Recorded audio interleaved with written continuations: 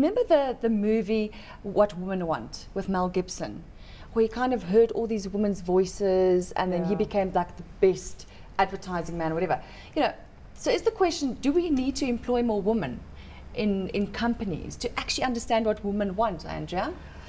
To be honest, yes, I mean obviously it's great to employ women to understand women, but I don't think that men can't understand women just as well through the fact that we do a lot of research and insight work, and it's really about understanding that those core kind of human truths behind women, and I think all of us do research to understand that. And I mean I think a brand that's done that particularly well is Dove. And I know that the team behind Dove weren't just all women, there were definitely men in that Dove team.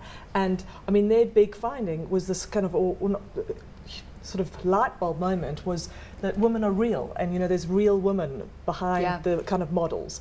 And Dove have done a really good job of marketing to that kind of human truth. Because it was real women, like you said. It wasn't just the beautiful 6-foot slim model kind of thing, the perfect woman that we all look up to. Exactly. You know, did that ad talk to you, Shika? Yes, it did.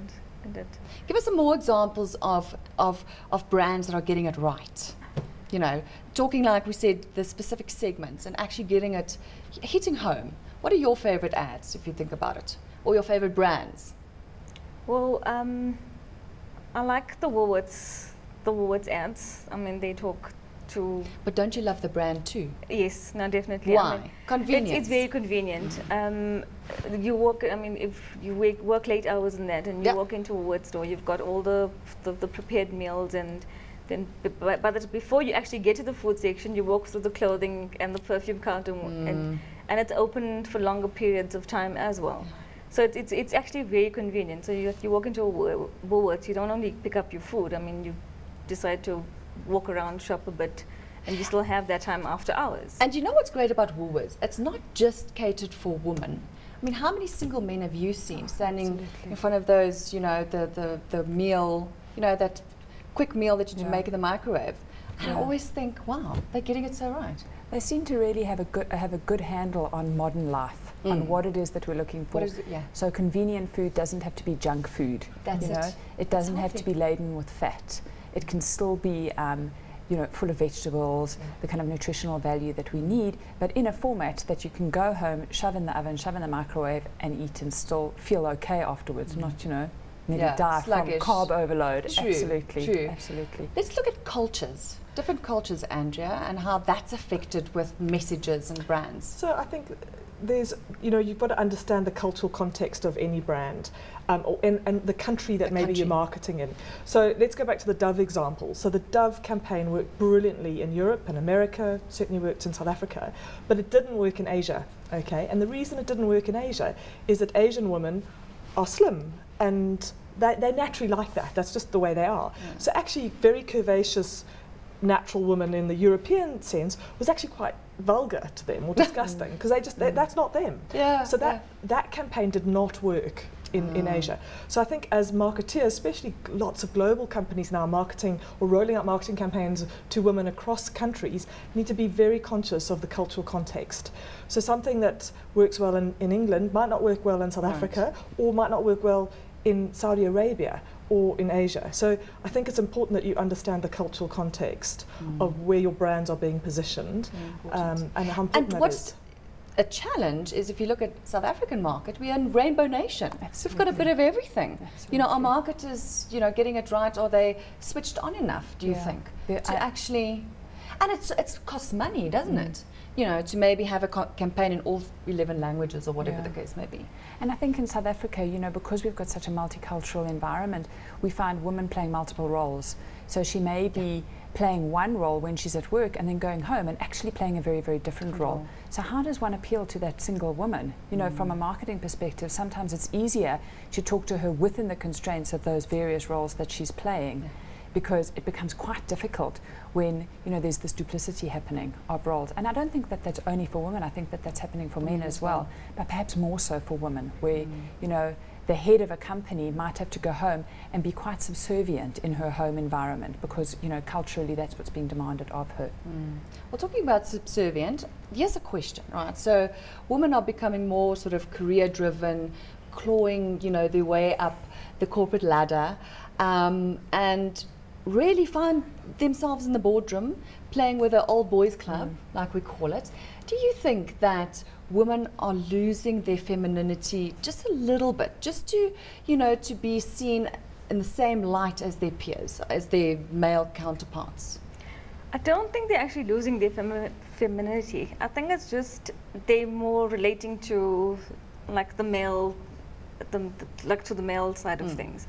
I mean, now women are driving fast cars. They want fast cars. They want to be seen in sporting. Exactly, but this areas. is the question: are women becoming more masculine? Do you think because of the peers and the boardroom and the old boys club? And like you say, I also want to drive a fast car. No, definitely. I mean, we talk about men keeping in touch with their feminine sides. I think here it's women keeping in touch with their male sides. Okay, kind of so it's a bit of so both. Yeah. Andrea, what do you think? Yeah, I think so. I mean, I definitely think women are adopting quite a few male traits to succeed in the business world. And on the flip side, we're definitely seeing kind of men demasculizing as well and becoming more metrosexual and softer. And there's good and bad things about that. But I also think that women will always be women and men will always be men. So I don't think we're going to change our inherent DNA structure. Are the gender wars over, Kristina? Sure, will they ever be over? No, I don't think so. I mean, I think that gender equality is certainly, I mean, it's legislated. South African women are probably, the most protected women in the world from a legislation perspective.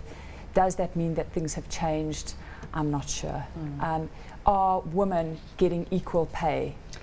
I'm not sure. Good question. You know, even though they may be performing the same roles, you know, when it comes right down to the crunch on those actual deliverables, I'm not sure if we are. I'm not sure. There's definitely a shift, isn't there? Absolutely. But are we there yet 100%? But is Maybe anyone so there? Yeah, you know, if we look at some true. of the markets where perhaps gender equality started happening earlier than markets like ours, are they there? I'm not sure. And what is gender equality? Do women want to be men and do men want to be one? Do we want to become one gender? I don't think anyone would want that. No. You know, we celebrate our differences. So, you know, as Andrea said, sometimes women have to go into the male playground of the workplace and toughen up in some areas, but they bring their own femininity to that, and that brings something special. And they'll also to that environment. come home and be a mother. That's it. Be a mother. Yeah. So here's an interesting thing. I mean, they say women are the best grapevine. So word of mouth is quite important, isn't it, when it comes to marketing in the female market? Why do you think that is, Andrea? So I think it's how we communicate. And women are talkers. They're interested in relationship building, and they kind of surround themselves with that. So you will often listen to your friends or colleagues' opinions on something. Yeah. And I mean, I suppose social media at the moment is playing a huge role in that. Huge role.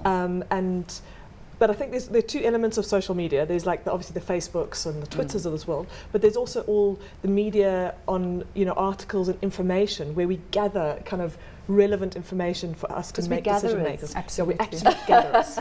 I'm definitely a gatherer. I'm an information gatherer. I don't like stuff, but I like information. Yeah. And then we talk about it to our friends, and we recommend it on experience and on opinion and on things we've read. Yeah. And that's very different to how men talk about you can't see your husband going, you have to go and try this new hairstylist, doll, hey? No. But with your mother, with your family, whatever the case may be, it's almost like if a female experience has a good experience, you want to shout it to everybody. Sure. And the same is true on the latter. If you have a bad experience, you're also going to shout about it. That becomes maybe a challenge for brands. Yeah.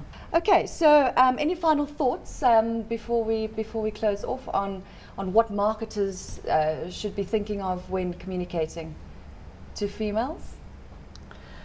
So I think there's no magic bullet. I think you've got to think of it.